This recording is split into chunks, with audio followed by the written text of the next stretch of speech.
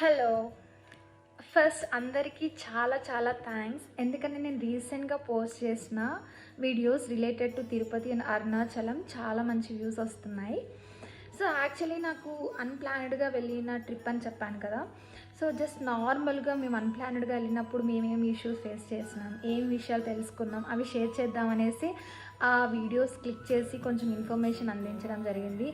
But దానికి views రావడం నాకు చాలా హ్యాపీ అనిపించింది. ఎందుకంటే కొంచెం యూస్ఫుల్ ఇన్ఫర్మేషన్ ప్రొవైడ్ చేసినప్పుడు ఖచ్చితంగా మన పీపుల్ అనేవాళ్ళు సపోర్ట్ చేస్తారని తెలిసిందనమాట. సో ఎవ్వరికి ఇబ్బంది కలగకుండా హ్యాపీగా ఈజీగా ఆ వీడియోస్ని చూడడానికి నేను ఒక ప్లేలిస్ట్ తయారు చేశాను, తిరుపతి అరుణాచలం అనేసి.